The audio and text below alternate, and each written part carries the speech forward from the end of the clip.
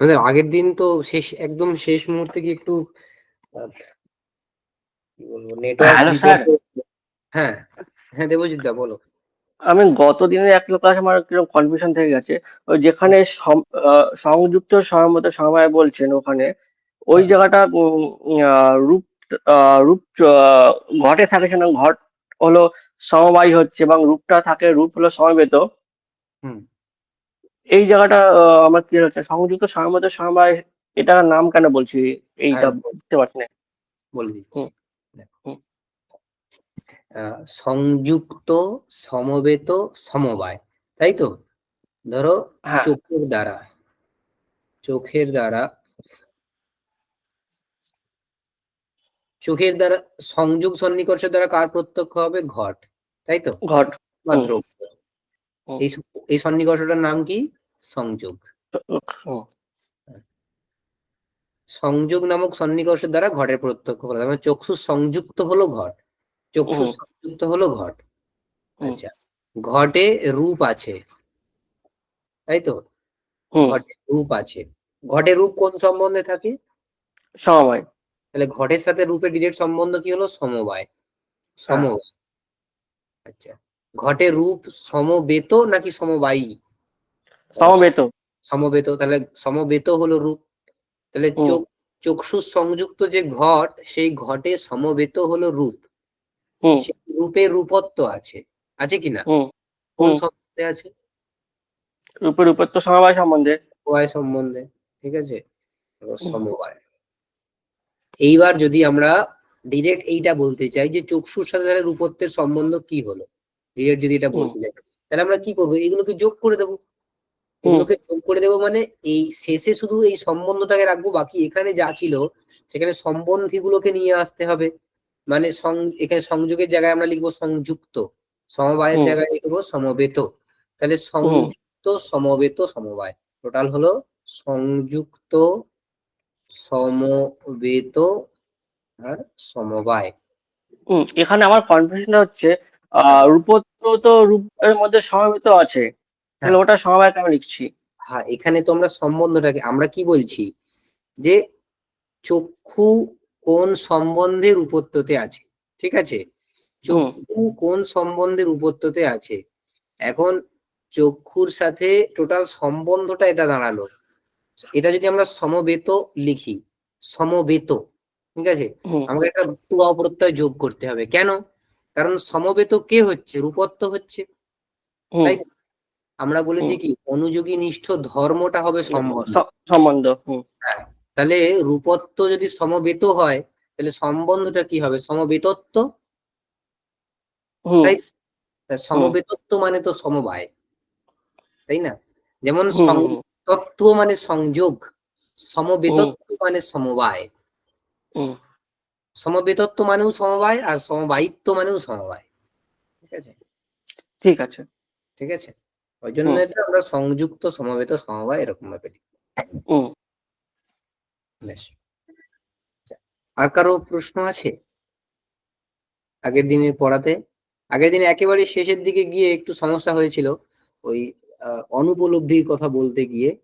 তো আমরা সেটা আজকে বলবো আবার, কিন্তু তার আগে পর্যন্ত এই যে সন্নিকর্ষ পড়া হয়েছে এখানে, বাকি বিশেষ্য বিশেষণ ভাব সন্নিকর্ষ ছাড়া বা ওটা যোগ করেও, এর মধ্যে কি কারো কোনো কনফিউশন আছে? নেই তো, ঠিক। শকুন্তলা, অভাবের প্রত্যক্ষে কি সন্নিকর্ষ কারণ হয়? শকুন্তলা, শুনতে পেলাম না। শকুন্তলা,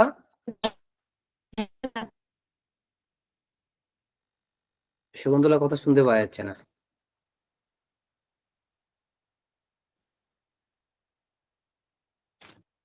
হ্যালো হ্যাঁ শুনে যাচ্ছে। অভাবের প্রত্যক্ষে কোন সন্নিকর্ষ কারণ হয়? দাদা, আমি তো আজকে ক্লাস অনেকদিন পর জয়েন আমি করলাম। সেই জন্যই তোমায় জিজ্ঞাসা করলাম। আমি ক্লাস ক্লাস রেগুলার করবে তো, আর তাছাড়া রেকর্ডিং দেওয়া হচ্ছে, সেগুলো শুনে নিতে পারো, তাই না? ঠিক আছে। হ্যাঁ, আগে পেছনের দিক থেকে ছেড়ে গেলে তো সামনে বুঝতে পারবে না, তাই না? আমি প্রথমেই বলেছিলাম যে আগের আগে জিনিসগুলো কিন্তু ক্লিয়ার না থাকলে পরের দিকে এগুলো অসুবিধা হবে বুঝতে। আজকে আমরা যেটা পড়বো সেটা এইটার সাথে রিলেটেড, অনুপলব্ধিটা। অভাবের প্রত্যক্ষে কোন সন্নিকর্ষ কারণ হয়, যে কেউ বলো। বিশেষণ বিশেষ্য বিশেষণ ভাব সন্নিকর্ষ।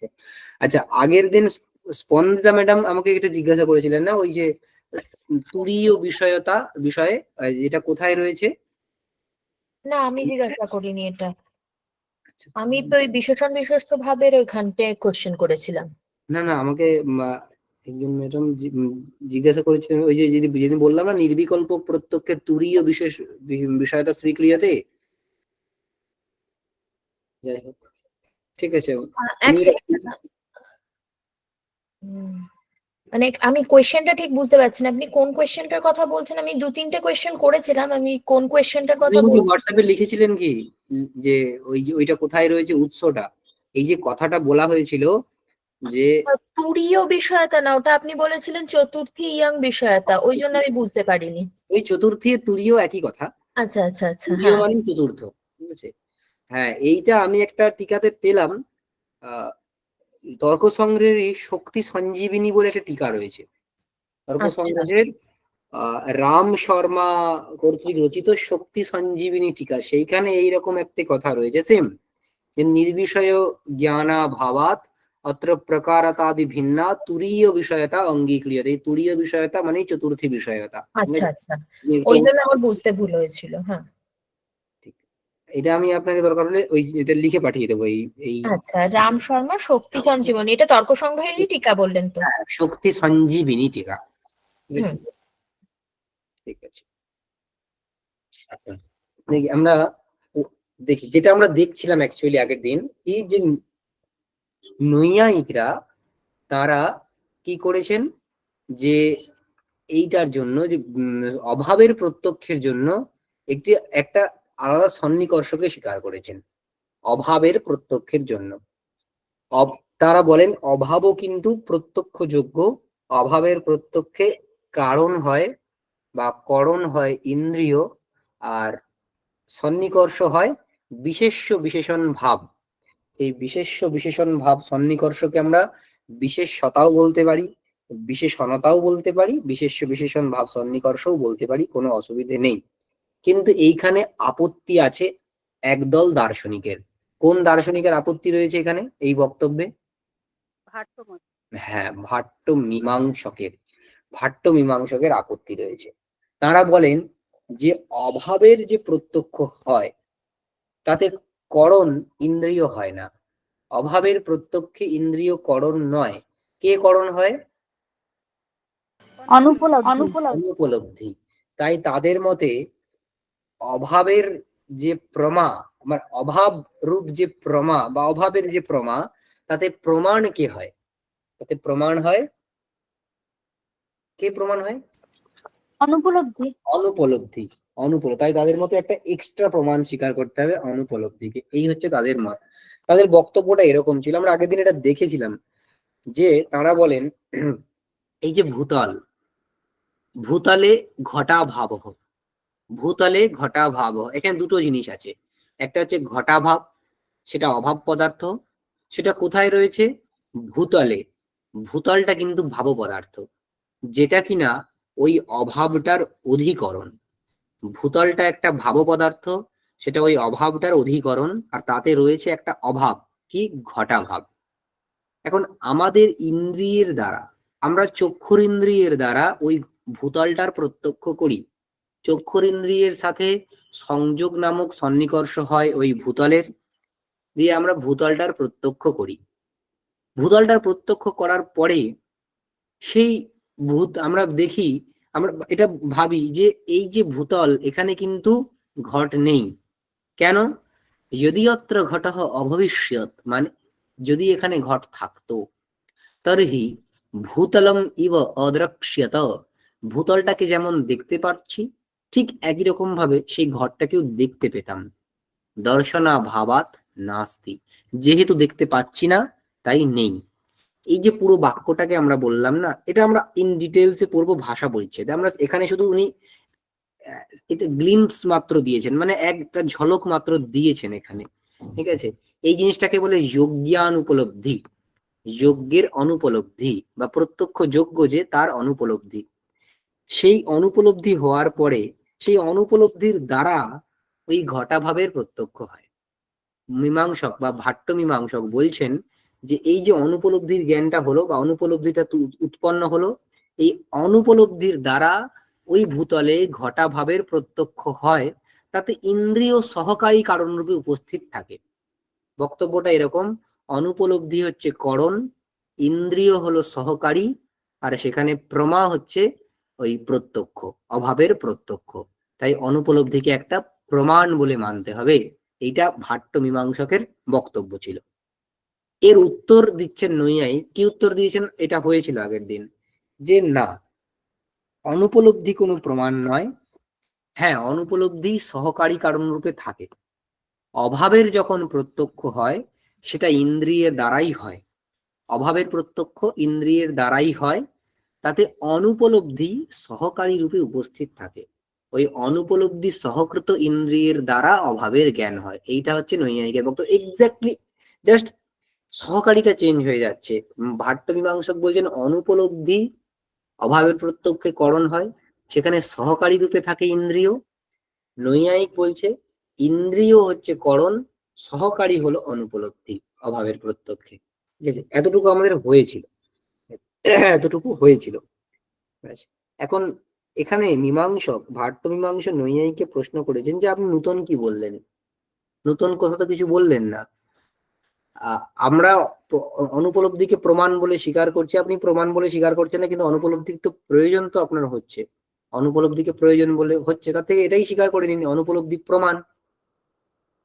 সেইটার মানে এই যে প্রশ্নটা মীমাংসকের, তার উত্তরে নৈয়ায়িক যেটা বলছেন সেই কথাটা এখানে তর্ক সংগ্রহ গ্রন্থের মধ্যে আছে। কি বলছেন? অধিকরণ জ্ঞানার্থম, এখানটা অধিকরণ জ্ঞানার্থম অপেক্ষণীয় ইন্দ্রিয়স্যৈব করণত্ব উপপত্তৌ অনুপলব্ধে করণত্ব অয়োগাৎ। যে দেখুন, ভূতলের এই যে ভূতলে ঘটা ভাব, এখানে অধিকরণটাকে অভাব, অভাবের প্রত্যক্ষ তো হচ্ছে। ভূতলে ভূতলে ঘটা ভাব, এখানে অভাবটা কি? এই ঘটা ভাব। অধিকরণটাকে ভূতল। এখন অধিকরণ ছাড়া কিন্তু অভাবের জ্ঞান হয় না।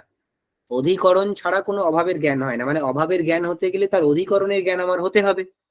এখন নৈয়ায়িক বলছেন দেখুন, এই ভূতল নামক যে অধিকরণটা, এর প্রত্যক্ষ হতে গেলে আমার ইন্দ্রিয়কে তো করণ হিসেবে স্বীকার করতেই হবে। এখানে এর প্রত্যক্ষ হতে গেলে ইন্দ্রিয়কে করণ হিসেবে স্বীকার করতেই হবে।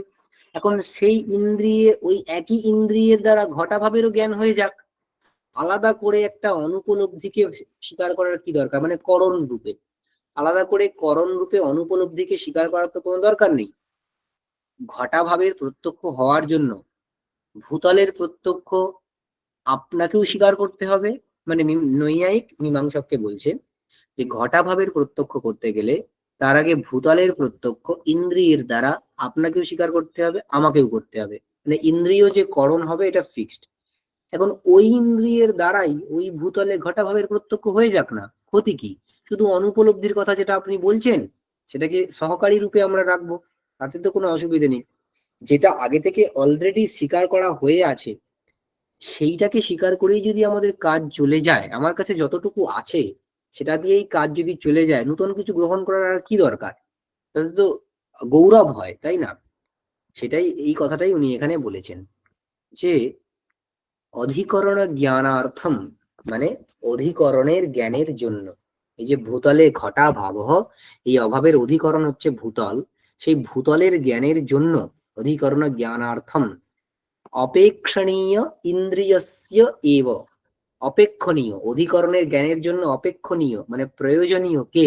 অধিকরণের জ্ঞানটা হতে গেলে কাকে প্রয়োজন? ইন্দ্রিয়কে। তাই অপেক্ষণীয় যে ইন্দ্রিয়, তারই করণত্ব উপপত্ত, করণত্বের উপপত্তি হয়ে গেলে পরে অনুপলব্ধে করণত্ব অযোগাৎ, অনুপলব্ধির করণত্ব সেটা অযোগ, মানে সেইটা ঠিক যাচ্ছে না, সেটা যুক্তিসঙ্গত হচ্ছে না। ইন্দ্রিয়কেই করণ বলে আমরা মানবো, অনুপলব্ধিকে আর করণ বলে এখানে আমরা মানবো না। ঠিক আছে, এই হচ্ছে নৈয়ায়িকের বক্তব্য। পুরোটা একদম ছবি এঁকে ফেলতে হয় মাথায়। কি বক্তব্য ছিল? মীমাংসক বলেছে অভাবের জ্ঞানের ক্ষেত্রে অনুপলব্ধিকরণ ইন্দ্রিয় সহকারী। নৈয়ায়িক বলেছে কি অভাবের প্রত্যক্ষে ইন্দ্রিয়করণ অনুপলব্ধি সহকারী। তাতে করে মীমাংসকের প্রশ্ন ছিল আপনি নূতন কি বললেন, আপনি এটাই মেনে নিন যে অনুপলব্ধিকরণ অভাবের প্রত্যক্ষে, অনুপলব্ধিকে তো আপনিও স্বীকার করছেন। তখন তার উত্তরে নৈয়ায়িক বলছেন কি যে ওই যে অভাবের কথা বলছেন সেই অভাবের জ্ঞানের জন্য তার আগে তার অধিকরণের জ্ঞানের প্রয়োজন।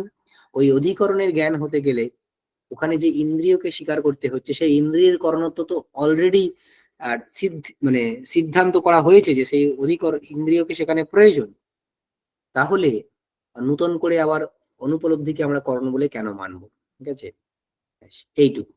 এতে করে মীমাংসক আবার একটা প্রশ্ন তুলেছেন কি বলছে, দেখুন যদি ইন্দ্রিয়কে আপনি অভাবের প্রত্যক্ষে করণ বলে বলেন না, আপনাকে নূতন একটা পদার্থকে স্বীকার করতে হচ্ছে সন্নিকর্ষ রূপে। কি? বিশেষ্য বিশেষণ ভাব সন্নিকর্ষ। আমাদেরকে কিন্তু সেটা করতে হচ্ছে না। মীমাংসক বলছেন যে আমরা যদি অনুপলব্ধিকে করণ রূপে মানি, আমাদেরকে এই বিশেষ্য বিশেষণ ভাব সন্নিকর্ষ এইরূপে একটা আলাদা পদার্থ স্বীকার করতে হচ্ছে না। কিন্তু আপনি যদি অভাবের প্রত্যক্ষে ইন্দ্রিয়কে করণ বলে মানেন, তাতে করে বিশেষ্য বিশেষণ ভাব সন্নিকর্ষ রূপ একটি আলাদা পদার্থ আপনাকে স্বীকার করতে হচ্ছে। এটাও তো দোষের হতে পারে, এটাও তো গৌরবের হতে পারে। আপনি যেমন মীমাংসক বলছেন নৈয়ায়িককে আপনি যেমন আমাদের মধ্যে দোষ দেখালেন যে এক অনুপলব্ধিকে আলাদা করে প্রমাণ বলাতে, আপনার মতো তো এই গৌরব দোষটা হচ্ছে। এর উত্তরে নৈয়ায়িক কি বলছেন দেখুন, যে বিশেষণ বিশেষ্য ভাবঃ বিশেষণ বিশেষ্য স্বরূপমেব ন অতিরিক্ত সম্বন্ধ। এর বক্তব্যটা কি? ভূতলে ঘটঃ, ঠিক আছে, ভূতলে ঘটঃ। এখানে ভূতল আর ঘট, ভূতল আর ঘট, ভূতল আর ঘটের মধ্যে সম্বন্ধটা কি? সংযোগ। সংযোগ, সংযোগ। দেখুন এখানে এই যে সংযোগ সম্বন্ধ, এর সম্বন্ধীকে দুটোই, ভূতল সম্বন্ধী, ঘট সম্বন্ধী, আর সংযোগটা হলো সম্বন্ধ। এখন এখানে এটা লক্ষণীয়, এই ভূতলটা কিন্তু একটা আলাদা পদার্থ এই ঘরটা কিন্তু একটা আলাদা পদার্থ, আর এই যে সম্বন্ধটা এটাও কিন্তু একটা আলাদা পদার্থ, এটাও কিন্তু একটা আলাদা পদার্থ। সংযোগ কোন পদার্থের মধ্যে পড়ে? কি ধরনের পদার্থের মধ্যে পড়ে? গুণ, গুণের মধ্যে পড়ে। এই সংযোগটা কিন্তু একটা আলাদা পদার্থ। এটা সম্বন্ধ ঠিকই, কিন্তু এটা আলাদা পদার্থ। কিন্তু ভূতলে ঘটাভাব, ভূতলে ঘটাভাব, এই ক্ষেত্রে ভূতল একটা সম্বন্ধী, ঘটাভাব আরেকটা সম্বন্ধী। এদের মধ্যে সম্বন্ধটা কি? স্বরূপ সম্বন্ধ। স্বরূপ বা বিশেষ্য বিশেষণ ভাব, স্বরূপ বা বিশেষ্য বিশেষণ ভাব বা অভাবীয় বিশেষণতা, যা কিছু বলো না কেন। আমরা বলেছিলাম স্বরূপ সম্বন্ধই 3 ভাগে বিভক্ত, ভাবীয় বিশেষণতা, অভাবীয় বিশেষণতা আর কালিক। তাতে যা কিছু সম্বন্ধ আমরা বলতে পারি, তো আমরা বিশেষ্য বিশেষণ ভাব বলতে পারি। ঠিক আছে, বিশেষ্য বা বিশেষণতা বলেই বললাম, ঠিক আছে, বিশেষণতা। এই ক্ষেত্রে কিন্তু সম্বন্ধী কারা? এই সম্বন্ধের সম্বন্ধী কারা? ভূতল আর ঘটাভাব। ভূতল আর ঘটাভাব, তারা আলাদা আলাদা পদার্থ। ভূতল এ, ঘটাভাব বি। কিন্তু এই যে বিশেষণতা, এই যে সম্বন্ধটা, এটা কিন্তু কোনো এক্সট্রা পদার্থ নয়, এটা কিন্তু কোনো এক্সট্রা পদার্থ নয়। এই সংযোগটা কিন্তু ভূতল থেকে, ঘট থেকে আলাদা। সংযোগের ক্ষেত্রে সেটা ভূতল নয়, ঘটও নয়, সেটা একটা আলাদা পদার্থ। কিন্তু এই যে বিশেষণতা সম্বন্ধ, এটা এই ভূতল আর ঘটাভাব এই দুটোর থেকে আলাদা নয়, এটা এদেরই স্বরূপ। হয় সে অধিক অনুযোগী স্বরূপ হবে, নয়তো প্রতিযোগী স্বরূপ হবে। এই ক্ষেত্রে যদি আমরা বলি ভূতলে ঘটাভাব রয়েছে, তাহলে ভূতলটা হবে অনুযোগী, ঘটাভাবটা হবে প্রতিযোগী। যদি আমরা বলি ভূতলটা ঘটাভাবে রয়েছে, মানে ভূতলের দিক থেকে ঘটাভাবের দিকে যদি যাই, সেক্ষেত্রে ঘটাভাবটা অনুযোগী, ভূতলটা প্রতিযোগী। এই যে সম্বন্ধটা, বিশেষণতা সম্বন্ধ বা বিশেষ্যতা সম্বন্ধ বা স্বরূপ সম্বন্ধ, এটা কিন্তু এই প্রতিযোগী স্বরূপ নয়তো অনুযোগী স্বরূপ হয়, এটা আলাদা কোনো পদার্থ নয়, এটা আলাদা কোনো পদার্থ নয়। তাই নৈয়ায়িক বলছেন যে দেখুন এই যে বিশেষণ বিশেষ্য ভাবঃ, এই যে সম্বন্ধটা, বিশেষণ বিশেষ্য ভাব বলতে সম্বন্ধটার কথা বলা হচ্ছে, এই সম্বন্ধটা এটা অতিরিক্ত সম্বন্ধ, এটা অতিরিক্ত কোনো সম্বন্ধ নয়, মানে অনুযোগী বা প্রতিযোগী থেকে আলাদা কোনো একটা বিষয় এমন নয়। এটা আসলে বিশেষণ ও বিশেষ্যের স্বরূপমেব। এটা হয় বিশেষণের স্বরূপ, নয়তো বিশেষ্যের স্বরূপ, তার থেকে আলাদা কিছু নয়। ঠিক আছে, এটা তার থেকে আলাদা কিছু নয়। অতএব এই যে মীমাংসকের বক্তব্য ছিল যে ইন্দ্রিয়কে করণ বললে, অভাবের প্রত্যক্ষে ইন্দ্রিয়কে করণ বললে আপনাকে অতিরিক্ত একটা পদার্থ স্বীকার করতে হচ্ছে সম্বন্ধ রূপে, সেইটা কিন্তু ভুল কথা। মানে নৈয়ায়িককে সেই দোষটা দেওয়া যায় না। কারণ নৈয়ায়িক যে সন্নিকর্ষটার কথা এখানে বলছেন, সেই সন্নিকর্ষটা কোনো এক্সট্রা পদার্থ নয়, সেটা হয় বিশেষ্য স্বরূপ, নয়তো বিশেষণ স্বরূপ। ঠিক আছে, ব্যাস। এইখানে আমাদের মোটামুটি এই অনুপলব্ধি নিয়ে অনেক কথা রয়েছে। আপনারা বিশেষ জানতে গেলে অনুপলব্ধির বিষয়টা এক্স্যাক্টলি জানতে গেলে এইটা মনে হয় ওই যে বেদান্ত পরিভাষা ইত্যাদি বইগুলো যে আছে তাতে কিন্তু আপনারা পেতে পারেন। বেদান্ত পরিভাষা, বেদান্তিরা তো অনুপলব্ধিকে স্বীকার করেন। ঠিক আছে, সেখানে আপনারা দেখতে পারেন, সেখানে পাবেন, সেখানে পড়ে রাখতে পারেন। অথবা ভাষা পরিচ্ছেদ যখন পড়া হবে সেটা আরো এই বিষয়টা আরো ডিটেলসে আমরা পড়বো। এখানে উনি একদমই অল্প কথায় বলে দিয়েছেন বিশেষ বিশেষণ ভাব সন্নিকর্ষের প্রসঙ্গে। ঠিক আছে, ব্যাস, আমরা এটাকে এই প্রসঙ্গটাকে এখানেই রাখি, অনুপলব্ধির প্রসঙ্গটাকে। মোটামুটি এখান থেকে জিস্ট আমাদের যেটুকু হলো কি, যে নৈয়ায়িকরা কিন্তু বিশেষ্য বিশেষণ ভাব সন্নিকর্ষের দ্বারাই অভাবের প্রত্যক্ষ স্বীকার করে নিয়েছেন, ইন্দ্রিয় সেখানে করণ, অনুপলব্ধিকে আলাদা কোনো প্রমাণ বলে মানেননি। ঠিক আছে, ব্যাস। আরো একটা বিষয়, সেটা হচ্ছে সমবায় নামে একটা পদার্থ আছে। সমবায় আমরা পড়ে এসেছি প্রথমের দিকে।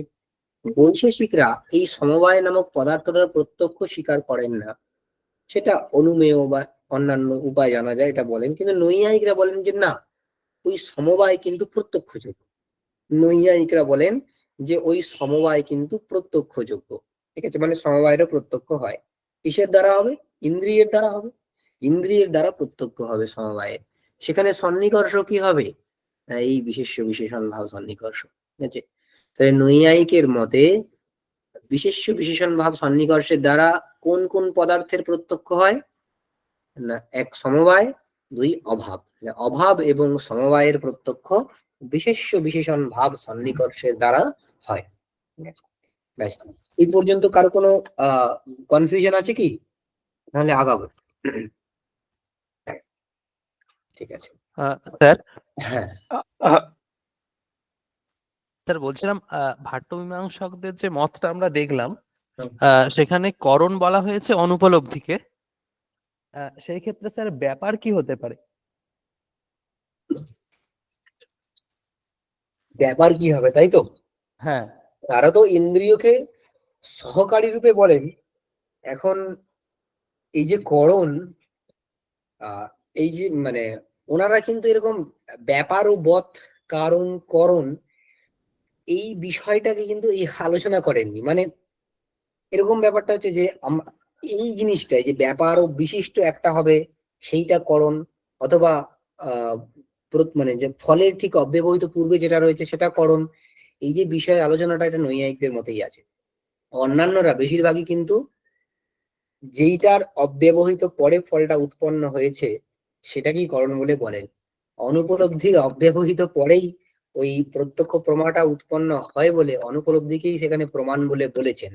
ঠিক আছে, এরকম ব্যাপারের আলোচনা কিন্তু তারা করেননি। তাদের আদারওয়াইজ তাদেরকে ওই প্রাচীনদের মতে ফেলতে হবে, যে ফলাযোগ ব্যবচ্ছিন্নম কারণম করণম, এই মতই কিন্তু তারা স্বীকার করেন। এরকম ওখানে ব্যাপারের আলোচনা কিন্তু করেননি। কারণ অনুপলব্ধির পরেই প্রত্যক্ষ প্রমাটা উৎপন্ন হচ্ছে, তাই না? অনুপলব্ধির পরেই প্রত্যক্ষ প্রমাটা উৎপন্ন হচ্ছে। এখন এইটাকে নৈয়ায়িকদের আঙ্গিকে যদি আমরা বলি, তাহলে মানে অ্যাকচুয়ালি আলোচনাটা হওয়া দরকার যে বিশেষ্য বিশেষণ ভাব সন্নিকর্ষণ। প্রাচীনদের মত, আমরা অ্যাকচুয়ালি এখানে সিনথেসিস হয়ে গেছে, যে আমরা দুজনের আলোচনা করছি। ঠিক আছে, কিরকম দুজনের আমরা মারপিট দেখছি, একটা নৈয়ায়িক আর একটা মীমাংসক। মীমাংসক বলতে ভাট্ট মীমাংসক। দুজনের কিন্তু সিদ্ধান্তগত একটা পার্থক্য আছে। মানে যে নৈয়ায়িকের সাথে আলোচনাটা চলছে, যে নৈয়ায়িক ইন্দ্রিয়কে প্রমাণ বলে মানেন, তিনি আসলে করণ বলতে কি বোঝেন? ফলা ব্যাপারবোধ কারণম করণম। ব্যাপার ও বধকে বোঝেন। আর যে মীমাংসক অনুপলব্ধিকে প্রমাণ বলে বলছেন, তিনি আসলে ফলাযোগ ব্যবচ্ছিন্নম কারণম তাকে ভাবেন, তাকে করণ বলে ভাবেন। ঠিক আছে, তাহলে যাদের মধ্যে মারামারি চলছে তাদের কিন্তু একটা প্রথমেই সিদ্ধান্তগত পার্থক্য আছে। আসলে এই এই যে মারামারিটা, এটা এই ব্যাপারবোধ কারণম এই মতটা ভিন্ন। আরো একটা অন্য মত আছে যে ফলাযোগ ব্যবচ্ছিন্নম কারণম। সেই মতে এখানে করণটা কি হয়? সন্নিকর্ষ। এটা বলতে হতো যে সন্নিকর্ষকে প্রমাণ না বলে আমরা একে প্রমাণ বলে বলবো, অনুপলব্ধিকে প্রমাণ বলে বলবো। এই জিনিসটা বললে আরো বেশি ভালো হতো। ঠিক আছে আলোচনাটা।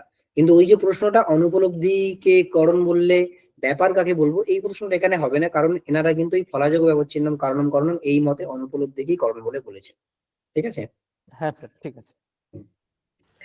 স্যার সমবায়ের যে বিশেষণ বিশেষ্য ভাবটা, হ্যাঁ। ওইটা আরেকবারটি দেখিয়ে দেবেন? হ্যাঁ, দেখুন আমরা বলছি যে সমবায় সম্বন্ধের একটা উদাহরণ দিন। সমবায় সম্বন্ধে একজন একজনকে আছে। ঘটে নীলরূপ। ঘটে নীলরূপ।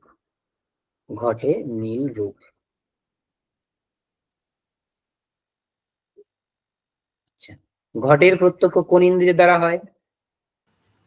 চক্ষুর ইন্দ্রিয়ের দ্বারা। চক্ষুর ইন্দ্রিয়ের দ্বারা ঘটের প্রত্যক্ষ হলো। আর চক্ষুর ইন্দ্রিয়ের দ্বারাই নীলরূপের প্রত্যক্ষ হয়। হ্যাঁ। চক্ষুর ইন্দ্রিয়ের দ্বারাই নীলরূপের প্রত্যক্ষ হলো। এই ঘটে নীলরূপটা কোন সম্বন্ধে থাকে? সমবায় সম্বন্ধে। সমবায় সম্বন্ধে। এখন প্রশ্নটা হচ্ছে এই চক্ষুর ইন্দ্রিয়ের দ্বারা এই সমবায়ের, নৈয়ায়িক বলে চক্ষুর ইন্দ্রিয়ের দ্বারা এই সমবায়েরও প্রত্যক্ষ হয়। চক্ষুর ইন্দ্রিয়ের দ্বারা এই সমবায়েরও প্রত্যক্ষ হয়। এখন ইন্দ্রিয়ের দ্বারা যখন কোনো পদার্থের আমরা প্রত্যক্ষ করি, মাঝখানে সন্নিকর্ষকে থাকতে হয়, কোনো না কোনো সন্নিকর্ষকে থাকতে হবে। কি সন্নিকর্ষ? এখানে সন্নিকর্ষটা কি হবে সেটাই বক্তব্য। তখন উত্তর এসেছে বিশেষ্য বিশেষণ ভাব। কিভাবে না, চক্ষুর ইন্দ্রিয়ের সাথে ঘটের সন্নিকর্ষ হয়। ঠিক আছে। হ্যাঁ। ঘটের কোন সন্নিকর্ষ হবে? সংযোগ। ওই ঘটের সাথে এই যে সমবায়, এই সমবায় সম্বন্ধ এই ঘটে আছে। ওই ঘটে ওই সমবায় সম্বন্ধ আছে। যেমন কিনা এরকম যে ঘট আর জল, ঘটে জল আছে। কোন সম্বন্ধে থাকে ঘটে জল? সংযোগ সম্বন্ধে। সংযোগ সম্বন্ধে থাকে। সংযোগ। এখন এই যে সংযোগ সম্বন্ধটা, এটা কিন্তু ঘটেও আছে আবার জলেও আছে। এই হ্যাঁ। সংযোগটা ওই ঘটে কোন সম্বন্ধে থাকে বলুন তো? সমবায় সম্বন্ধে। হ্যাঁ, এই সংযোগটা এই ঘটে থাকে সমবায় সম্বন্ধে। সমবায় কেন? কারণ সংযোগটা একটা গুণ, ঘটটা হচ্ছে দ্রব্য। এই সংযোগটা এই জলে থাকে সমবায় সম্বন্ধে, কারণ জলটা একটা দ্রব্য, সংযোগটা একটা গুণ। ঠিক আছে। ঠিক একই রকম ভাবে এই যে সমবায় সম্বন্ধটা আমরা বলছি, ঘটে নীল রূপ দিয়ে তারা আছে সমবায় সম্বন্ধে। এই সমবায় সম্বন্ধটা নীল রূপেও আছে আবার ঘটেও আছে। সমবায় সম্বন্ধটা ঘটে কোন সম্বন্ধে থাকে? স্বরূপ সম্বন্ধে। স্বরূপ সম্বন্ধে থাকে বা বিশেষ্য বিশেষণ ভাব সম্বন্ধে থাকে। ঠিক আছে, বা বিশেষ্যতা বা বিশেষণতা যা কিছু বলতে পারি। তাহলে ঘর থেকে যখন আমরা সমবায়ের দিকে যাব, আমরা বিশেষণতা বলে লিখতে পারবো, বিশেষণতা। ঠিক আছে, তাহলে চক্ষুর সাথে ঘট হলো সংযুক্ত বা সংযোগ সম্বন্ধ, আর এখানে বিশেষণতা। টোটাল সম্বন্ধটা কি হবে? চক্ষু থেকে সমবায় সংযুক্ত বিশেষণতা। সংযুক্ত বিশেষণতা আমরা তো এটাই দেখেছি, সংযুক্ত বিশেষণতা মানে বিশেষ্য বিশেষণ ভাব সন্নিকর্ষ। এইখানটা ঠিক একটুখানি গুলিয়ে গেল। এখানে চক্ষু থেকে সমবায় যেটা বললেন, মানে সংযুক্ত বিশেষণতা এখানে কোনটা প্রত্যক্ষের ক্ষেত্রে বলা হচ্ছে? সমবায়ের প্রত্যক্ষ। সমবায়ের প্রত্যক্ষের ক্ষেত্রে। হ্যাঁ, সমবায়ের প্রত্যক্ষের ক্ষেত্রে। দেখুন চক্ষুর সাথে সমবায় তো ডিরেক্ট সম্বন্ধ হবে না, মাঝখানে ঘট থেকে যাচ্ছে। ঠিক আছে, চক্ষুর সাথে ঘটের সন্নিকর্ষ বা সম্বন্ধ, ঘটের সাথে সমবায়ের সম্বন্ধ। ঠিক আছে, চক্ষুর সাথে ঘটের সম্বন্ধ কি হচ্ছে? সংযোগ। আর ঘটের সাথে সমবায়ের সম্বন্ধ হচ্ছে বিশেষণতা। এবার দুটোকে যোগ করে দিন। দুটো সাক্ষাৎ সম্বন্ধকে যোগ করেই তো পরম্পরা সম্বন্ধ হয়। চক্ষুর সাথে সমবায় তো সাক্ষাৎ সম্বন্ধ হতে পারে না, পরম্পরা সম্বন্ধ হবে। সেই পরম্পরা সম্বন্ধ হচ্ছে সংযুক্ত বিশেষণতা।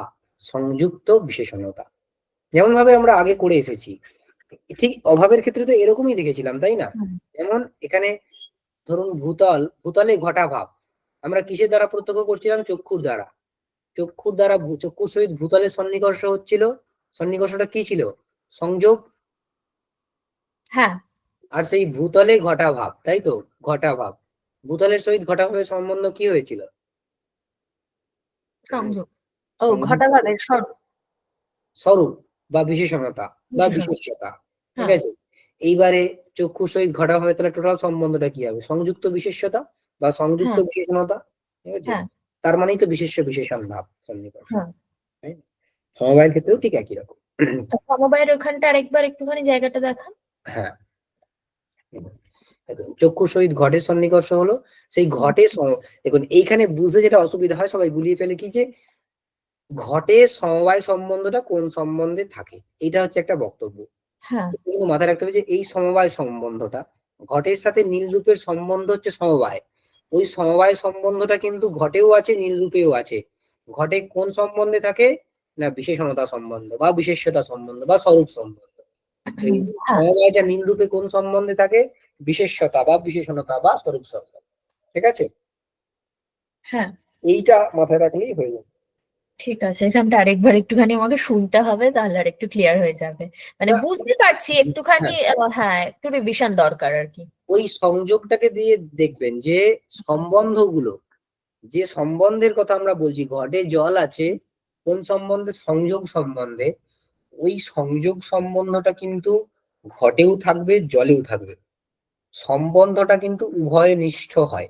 হ্যাঁ, সম্বন্ধী দ্বয় যে, সেই সম্বন্ধী দ্বয়ের মধ্যেই থাকে। এখন সংযোগ সম্বন্ধটা ঘটে কোন সম্বন্ধে থাকবে? সমবায় সম্বন্ধে। কেন বলুন তো? কেন সংযোগটা কেন ঘটে সমবায় সম্বন্ধে থাকবে?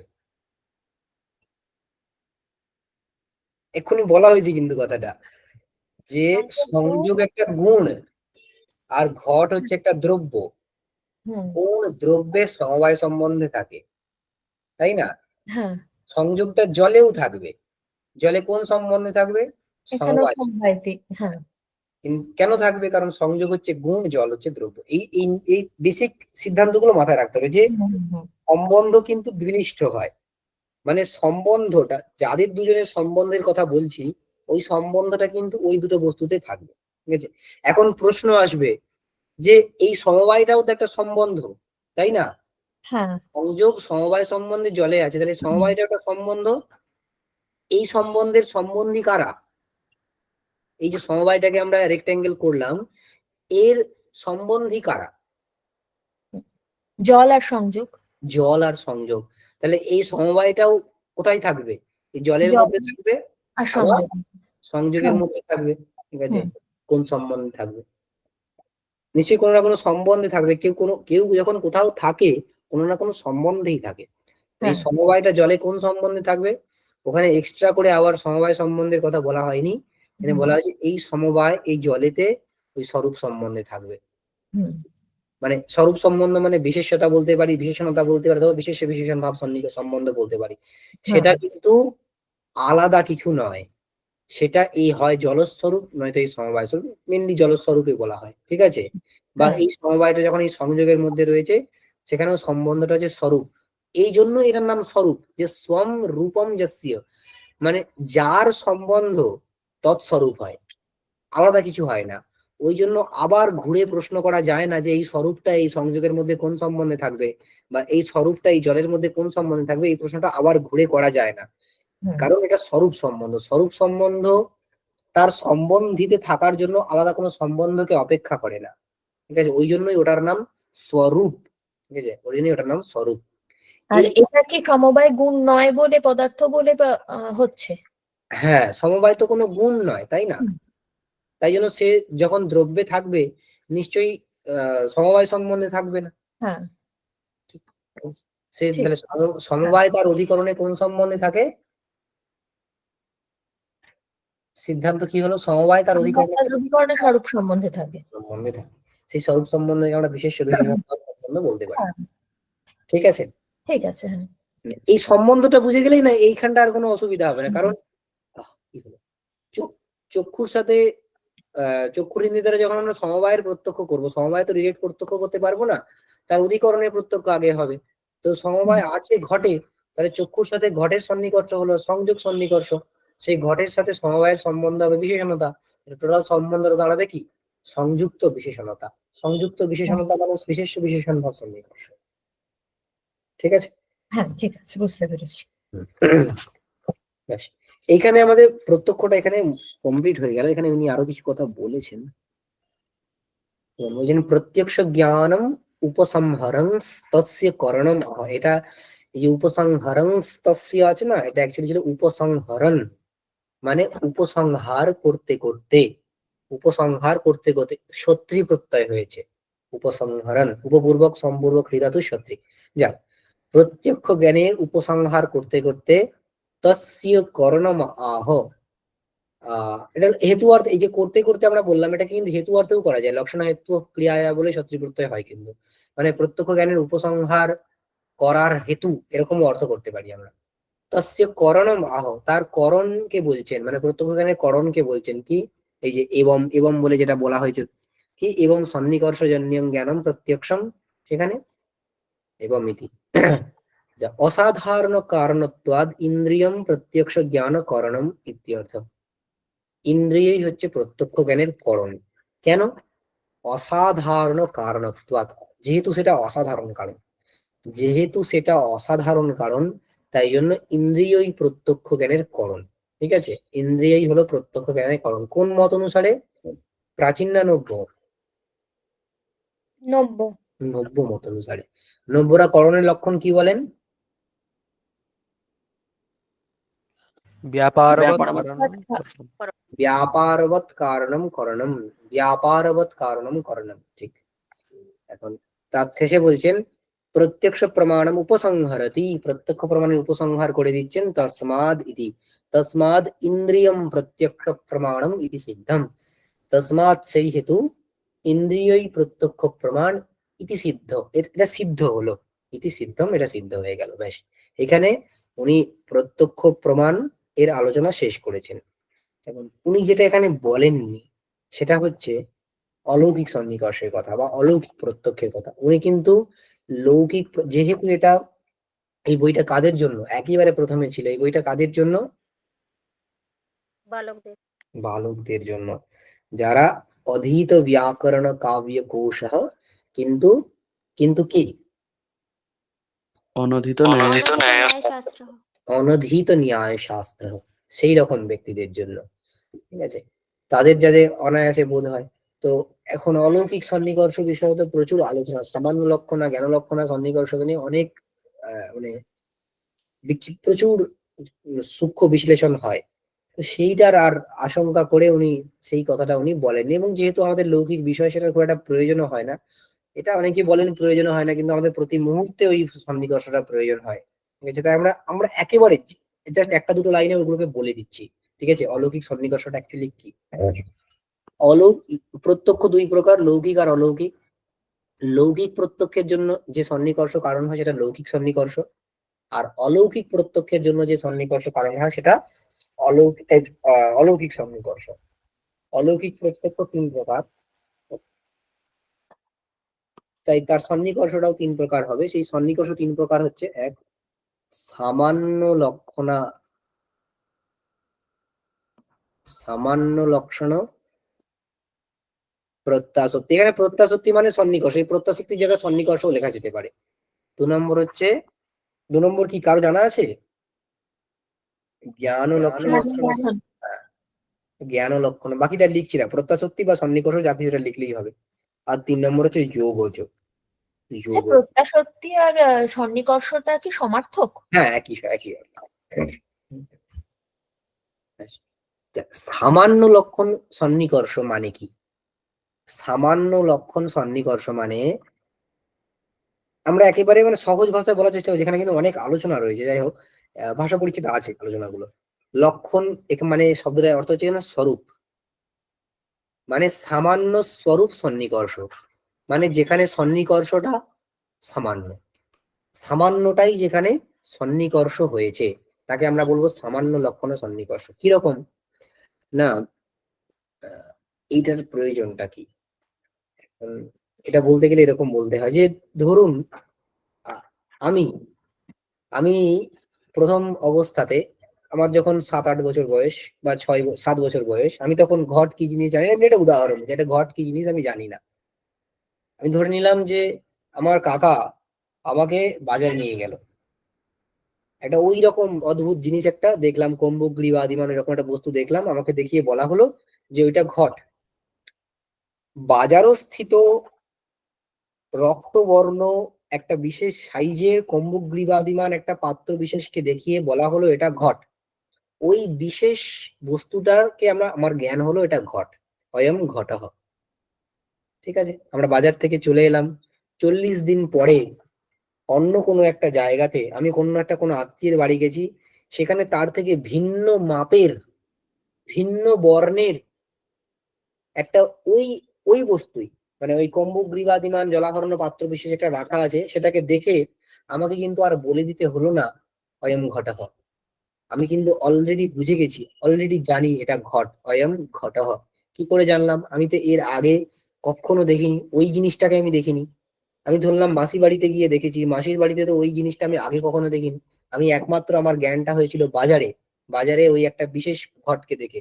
তাহলে এইখানের ঘটটাকে আমি ঘট বলে কি করে জানলাম? এতে বক্তব্য হচ্ছে সামান্য লক্ষণ সন্নিকর্ষ। কি না, এই যে বাজারের মধ্যে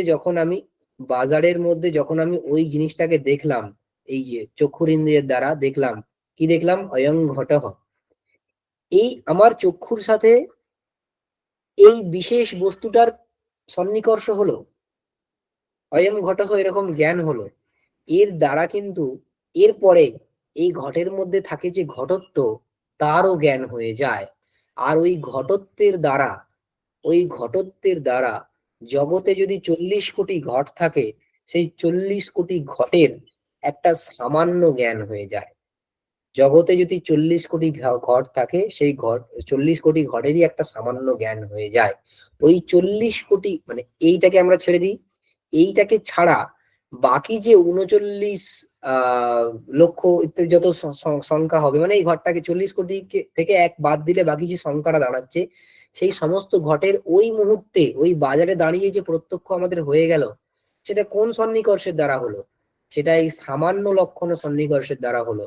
মানে এই ঘটত্ব হচ্ছে কি? সামান্য বা জাতি, সেইটাই হয়েছে সন্নিকর্ষ যেখানে, সেইটাই হয়েছে সেইটাই হয়েছে সন্নিকর্ষ বা ব্যাপার যে প্রত্যক্ষে সামান্য লক্ষণ সন্নিকর্ষ।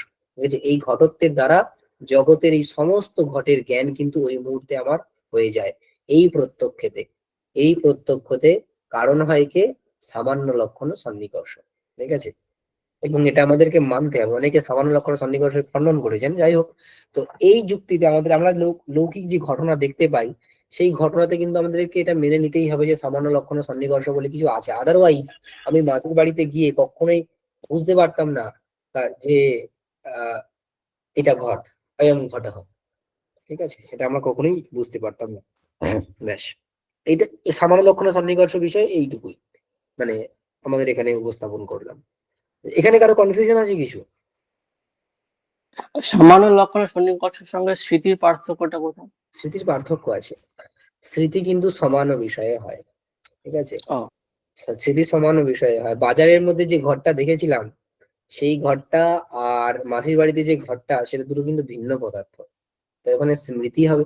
স্মৃতি হলে কি হয়? আমার যেটা অনুভব হয়েছে, যদ বিষয়ে আমার অনুভব হয়েছে, তদ বিষয়ক স্মৃতি হবে। মাসির বাড়িতে যে ঘরটা আছে, সেই ঘরটার বিষয়ে আমার কিন্তু অনুভব আগে হয়নি, আমার অনুভব হয়েছে বাজারের মধ্যে ঘরটাতে। তাই মাসির বাড়িতে ওই ঘরটা দেখে আমার যদি স্মৃতি হয়, কি স্মৃতি হবে? যে বাজারে একটা এরকম পদার্থ দেখেছিলাম। অয়ং ঘটঃ এরকম জ্ঞান হবে না, বাজারে একটা এরকম পদার্থ দেখেছিলাম, সেইটার স্মরণ হবে। ঠিক আছে, তাই ওটা স্মৃতি নয়। কিন্তু ঘটত্ব তো একই থেকে যাচ্ছে। ঘটত্ব এক থেকে, এইখানেই তো প্রশ্ন, ঘটত্ব এক থেকে যাচ্ছে, তার মানে ঘটত্বের প্রত্যক্ষ হয়েছিল। ঠিক আছে, ঘটত্বের হুম। প্রত্যক্ষ হয়েছিল, তাহলে মাঝে বাড়িতে ওই ঘরটা দেখে আমার কিন্তু ঘটত্বের জ্ঞান হবে, ঘটের জ্ঞান হবে না। কিন্তু অয়ং ঘটঃ আমরা বলি কি বলি না? বলি। বলি তো, অয়ং ঘট কি করে জানলাম? ওই ঘটত্বের দ্বারা সমস্ত ঘটের প্রত্যক্ষ হয়েছিল, সব ঘটকে আমি জেনেছিলাম বলেও আমি এটাকে অয়ং ঘটক বলে বলতে পারছি, আদারওয়াইজ বলতে পারতাম না। ঠিক আছে। এই এই প্রশ্নটা আমি এক্সপেক্ট করছিলাম, ধন্যবাদ তোমাকে প্রশ্নটা করার জন্য। মানে এটা প্রশ্নটা না হলে আমি ভাবতাম হয়তো কেউ বুঝতে পারেনি ব্যাপারটা। আচ্ছা, তারপরে আর কারো প্রশ্ন আছে এখানে?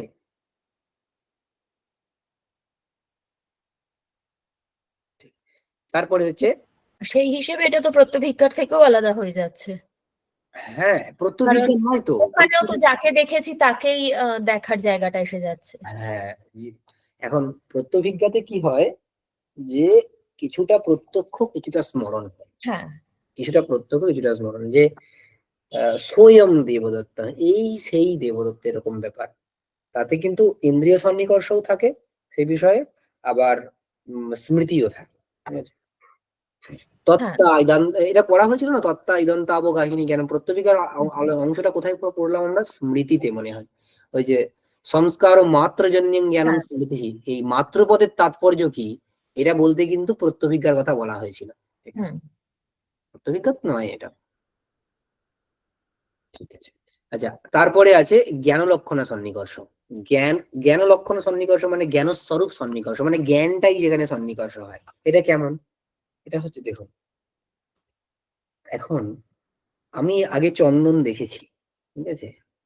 আমি আগে চন্দন দেখেছি এবং চন্দনের গন্ধ শুকেছি। চন্দনের গন্ধ কেমন? সৌরভ, সুগন্ধ, ঠিক আছে? চন্দনের গন্ধ হচ্ছে সৌরভ, সুগন্ধ, এটা আমি জেনেছি আগে। এবার আমি রাস্তা দিয়ে যাচ্ছিলাম, ওয়েদার একদম ক্লিয়ার, গাছপালা মাঝখানে নেই, মানে মাঝখানে কোনো বাধা নেই। 1 কিলোমিটার দূর থেকে আমি একটা চন্দন গাছ দেখতে পাচ্ছি, ঠিক আছে? চক্ষুরিন্দ্রিয় তার সহিত সন্নিকর্ষ হলো কার? চন্দন গাছের। দিয়ে আমার একটা জ্ঞান হলো, সেই জ্ঞানটা আমরা এরকম বলি যে সুরভি চন্দনম, সুরভি চন্দনম। এই যে জ্ঞানটা হলো সুরভি চন্দনম, এই জ্ঞানটা হলো কার দ্বারা? চক্ষুর ইন্দ্রিয়ের দ্বারা। চক্ষুর ইন্দ্রিয়ের দ্বারা সুরভি চন্দনম এরকম জ্ঞান হলো। এই জ্ঞানের বিষয়কে, এই যে জ্ঞান হয়েছে সুরভি চন্দনম, এই জ্ঞানের বিষয়কে সুরভিচন্দন। দুটো বিষয় আছে, এই জ্ঞানের চন্দনও বিষয় হয়েছে, সৌরভও বিষয় হয়েছে, ঠিক আছে? চন্দনও বিষয় হয়েছে, সৌরভও বিষয় হয়েছে। এখন কার দ্বারা, মানে কোন ইন্দ্রিয়ের দ্বারা এই জ্ঞানটা হয়েছে? চক্ষুর ইন্দ্রিয়ের দ্বারা। এখন চক্ষুর ইন্দ্রিয়ের সহিত চন্দনের সন্নিকর্ষ তো হবে। কোন সন্নিকর্ষ হবে? চন্দন একটা দ্রব্য, সংযোগ। এখন সৌরভটা কি অ্যাকচুয়ালি? গন্ধ। গন্ধ, গন্ধের সহিত চক্ষুর ইন্দ্রিয়ের কি সন্নিকর্ষ হতে পারে? না, না। হতে পারে না। তাহলে তার জ্ঞানটা কি করে হলো? তার জ্ঞানটা কি করে হলো? তখন বলা হচ্ছে এটা জ্ঞান লক্ষণা সন্নিকর্ষের দ্বারা, যে চক্ষুর ইন্দ্রিয়ের সহিত সৌরভের সন্নিকর্ষ হয়েছে। কোন সন্নিকর্ষ?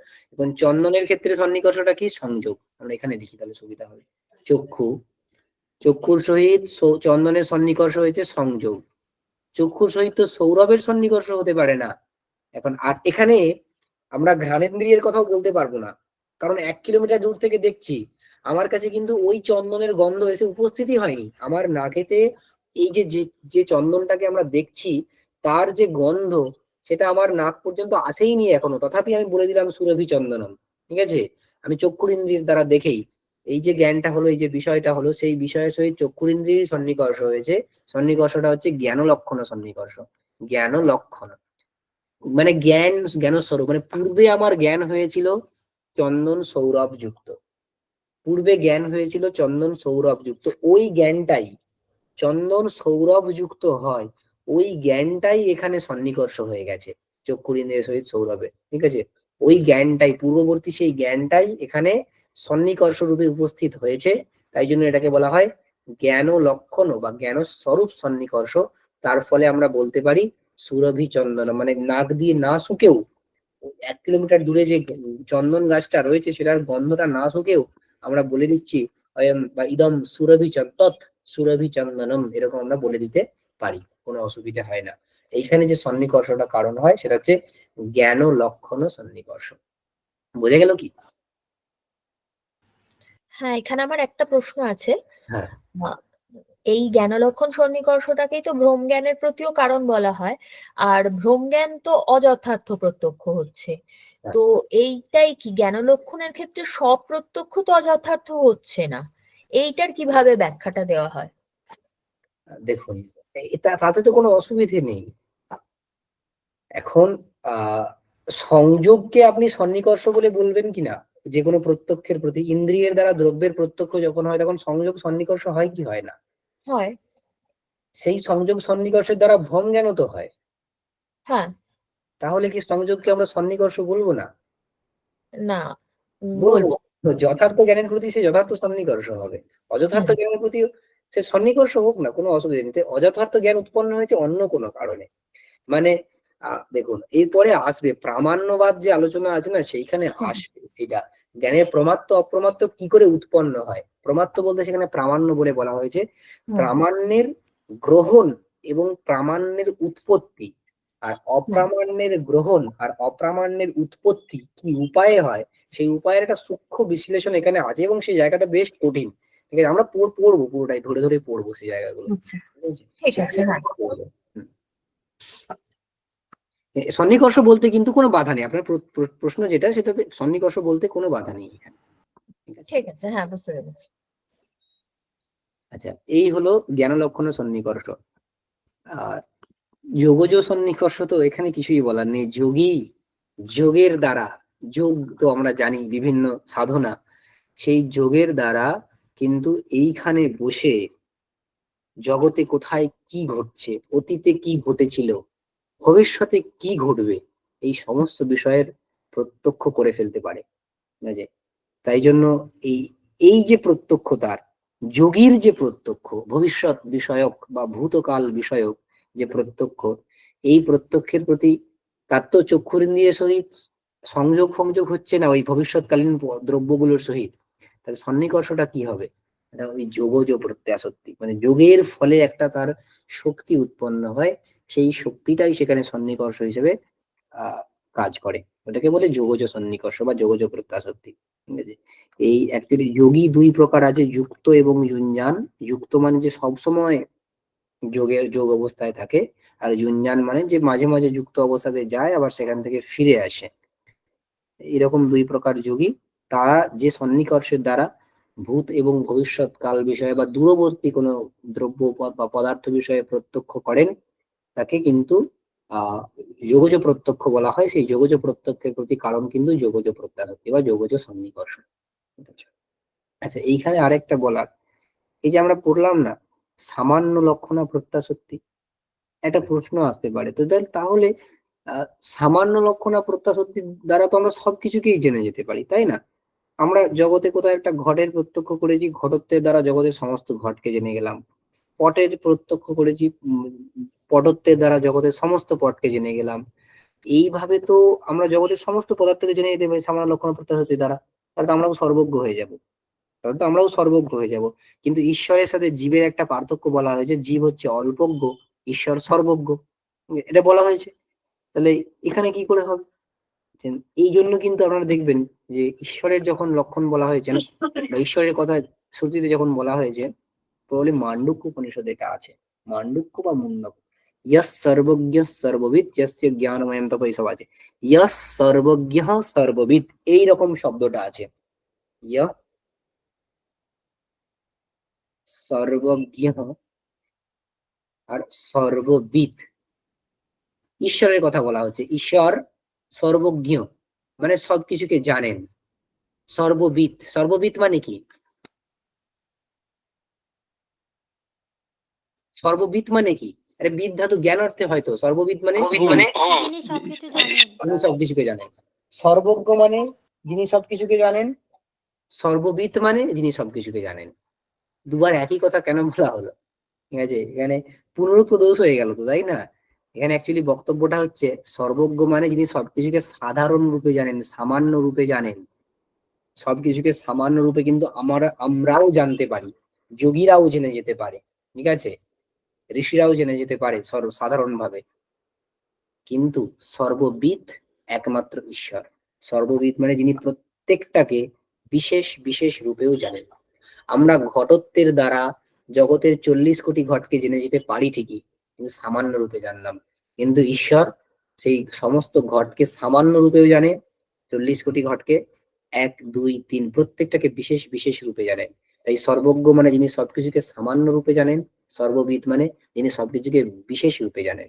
ঠিক আছে, এরকম বলা হয়েছে ঈশ্বরের সাথে এখানে আমাদের পার্থক্য। কিন্তু আরো তো পার্থক্য আমরা পড়েছি, তার জ্ঞান নিত্য, আমাদের জ্ঞান অনিত্য। এই হয়ে গেল 3 ধরনের অলৌকিক সন্নিকর্ষ। ঠিক আছে, অলৌকিক সন্নিকর্ষ।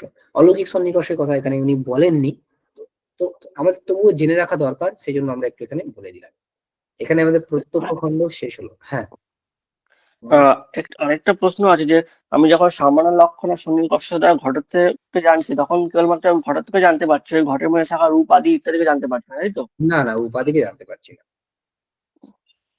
আর বলছি, প্রত্যক্ষ জ্ঞানের ক্ষেত্রে সমবায়ী, অসমবায়ী এবং নিমিত্ত কারণ কি হবে একটু বুঝিয়ে দিলে ভালো হয়। বলে দিচ্ছি। দেখুন, দেখো, এখন প্রত্যক্ষ জ্ঞান হচ্ছে কার্য, তাই তো? হুম। জ্ঞান হচ্ছে কার্য। এইটা কোথায় উৎপন্ন হয়? এর অধিকরণটাকে আত্মা। আত্মা। আর এটা হচ্ছে, আচ্ছা, এটা উৎপন্ন হয়, তার মানে এর অধিকরণ হচ্ছে জীবাত্মা। ঠিক আছে, কারণ ঈশ্বরে কিন্তু প্রত্যক্ষ জ্ঞান উৎপন্ন হয় না, এই কথাটা তাৎপর্যপূর্ণ, উৎপন্ন হওয়াটা। ঈশ্বরে প্রত্যক্ষ জ্ঞান উৎপন্ন হয় না, জীবাত্মাতে প্রত্যক্ষ জ্ঞান উৎপন্ন হয়। এই উৎপন্ন যে প্রত্যক্ষ জ্ঞান, তার আত্মা অধিকরণ হচ্ছে আত্মা। আচ্ছা, এই আত্মাতে, আচ্ছা, আমরা কি বলেছি যে সমবায়ী কারণ কাকে বলে? সমবায়ী কারণ কাকে বলে? ইয়াত সমাবেদম কার্যম উৎপত্তিতে যেখানে তৎসমবায়ী কারণ। সমবায় সম্বন্ধে কার্যটা উৎপন্ন হয়। কোথায় সমবায় সম্বন্ধে কার্যটা উৎপন্ন হলো? আত্মাতে। হ্যাঁ। আত্মা হচ্ছে সমবায়ী কারণ। অন্যদিক থেকে যদি বলি আমরা, হুম। যে কার্যের অধিকরণে প্রত্যক্ষ জ্ঞান হচ্ছে কার্য, তার অধিকরণ হলো আত্মা। কোন সম্বন্ধে? কার্যতাবচ্ছেদক সম্বন্ধটা কি হবে? একটু একটু করে মনে করিয়ে দিই। কার্যতাবচ্ছেদক সম্বন্ধ কি হবে? সমবায়। সমবায়। সমবায়। সেই কার্যতাবচ্ছেদক সম্বন্ধে যে কার্যের অধিকরণ, তাতে সমবায়ী কারণ হতে গেলে কোন সম্বন্ধে থাকতে হবে? বা সমবায়ী কারণ, তাদাত্ম্য। হ্যাঁ, এই তাদাত্ম্য আত্মাতে সম্বন্ধে। সম্বন্ধে কে থাকে? সমবায়ী কারণে আত্মা। আত্মাই থাকে। ঠিক আছে, অতএব প্রত্যক্ষ জ্ঞানের প্রতি সমবায়ী কারণ হলো কে? আত্মা। আত্মা। ব্যাস। আচ্ছা, অসমবায়ী কারণ কে হবে? অসমবায়ী কারণ কে হবে? অসমবায়ী কারণ মানে কি? আমরা কি বলা হয়েছিল? সমবায়ী সমবায় সম্বন্ধে থেকে যে কার্য উৎপন্ন করে। হ্যাঁ, সমবায়ী কারণে সমবায় সম্বন্ধে থেকে যে কার্যটাকে উৎপন্ন করে, তাকে আমরা অসমবায়ী কারণ বলবো। দেখুন, এটা হচ্ছে সমবায়ী কারণ আত্মা, তাতে সমবায় সম্বন্ধে থেকে কার্যকে উৎপন্ন করে এমন কোন পদার্থ আছে? আত্ম মন সংযোগ। আত্ম মন সংযোগ। দেখুন, আমরা এর আগে দেখেছি যে আত্মার সহিত মনের সংযোগ হতে হবে। যে কোনো জ্ঞান উৎপন্ন হতে গেলে তার আগে কিন্তু আত্মার সহিত মনের সংযোগ উৎপন্ন হতে হবে। এই সংযোগটা আত্মাতে কোন সম্বন্ধে থাকে? সমবায় সম্বন্ধে। সমবায় সম্বন্ধে থাকে। তাহলে প্রত্যক্ষ জ্ঞানের প্রতি সমবায়ী কারণ হচ্ছে আত্মা, তাতে সমবায় সম্বন্ধে থাকে আত্মমনস সংযোগ থেকে সে ওই প্রত্যক্ষ জ্ঞানটাকে উৎপন্ন করে। তাহলে প্রত্যক্ষ জ্ঞানের প্রতি সমবায়ী কারণ কে, অসমবায়ী কারণ কে হবে? আত্মমনস সংযোগ। ঠিক আছে, এবং এটা একবার বলা হয়েছিল সমবায়ী কারণ পড়াতে গিয়ে, অসমবায়ী কারণ পড়াতে গিয়ে, সমবায়ী কারণ বললাম কি, অসমবায়ী কারণ পড়াতে গিয়ে এটা বলা হয়েছিল যে আত্মবিশেষ যে গুণগুলো, সেগুলো কিন্তু তাদের সবার প্রতি অসমবায়ী কারণ হয় এই আত্মমনস সংযোগ। ঠিক আছে, জ্ঞান, ইচ্ছা, দ্বেষ, কৃতি, এই সবগুলোর প্রতি কিন্তু আত্মমনস সংযোগকে অসমবায়ী কারণ বলে বলা হয়। ঠিক আছে, যা, তাহলে অসমবায়ী কারণ হয়ে গেল আত্মমনস সংযোগ। বাকি এই যে আমরা যা কিছু পড়লাম না, ইন্দ্রিয়, তারপরে সন্নিকর্ষ, এগুলোও তো কারণ। তাহলে কোন ধরনের কারণ হয়ে যাবে? সমবায়ী কারণকে আমরা পেয়ে গেছি, অসমবায়ী কারণকে পেয়ে গেছি। বাকি যারা থাকলো তারা সবাই কোন ধরনের কারণ হবে? নিমিত্ত কারণ। নিমিত্ত কারণ। ইন্দ্রিয়, সন্নিকর্ষ, তারপর ঘটাদি মানে বিষয়, এগুলো সব হয়ে যাবে কি? নিমিত্ত কারণ। এগুলো সব নিমিত্ত কারণ। ঠিক আছে, দেববিদ্যা বোঝা গেল কি? হ্যাঁ, স্যার তাহলে নিমিত্ত কারণ থেকে করণ নির্ণয় হচ্ছে? হ্যাঁ, নিমিত্ত কারণ থেকে করণ নির্ণয় করা হলো। এটা এখন কি সব রকম না, জ্ঞানের? সব ক্ষেত্রেই এমন যে হয় তা কিন্তু নয়। অসাধারণ কারণ, অসাধারণ কারণ অ্যাকচুয়ালি যেটা ব্যাপারবৎ হবে, যে কারণটা ব্যাপারবৎ হয়ে কার্যকে উৎপন্ন করবে, হুম। সেইটাই করণ হবে। সেটা হ্যাঁ। নিমিত্ত কারণ হোক। আর একটা কথা বলি, প্রত্যক্ষ জ্ঞান বলে শুধু নয়, যে কোনো জ্ঞানের প্রতি তো সমবায় কারণ অসমবায় কারণ আত্মা আর আত্মমন সংযোগই হচ্ছে। হ্যাঁ, অবশ্যই যে কোনো জ্ঞানের প্রতি সমবায়ী কারণ আত্মা এবং মানে অসমবায়ী কারণ। করণটা প্রত্যেক ক্ষেত্রে মোটামুটি নিমিত্ত কারণ থেকেই আসছে। হ্যাঁ, একদম। জ্ঞানের ঠিক আছে। ক্ষেত্রে করণ এখান থেকে আসছে, নিমিত্ত কারণ থেকে। ঠিক আছে। আচ্ছা, এটা এখানে আমাদের প্রত্যক্ষ খণ্ডটা তো শেষ হলে আমরা অনুমান পরিচ্ছেদটা শুরু করব। আজকে শুরু করবোই ভেবেছিলাম। একটু বলেই রাখি, একটা ক্রম জাস্ট বলে দিই, এইটা মাথায় রাখবেন সব সময়। তাহলে অনুমান পরিচ্ছেদটা পড়তে সুবিধে হবে।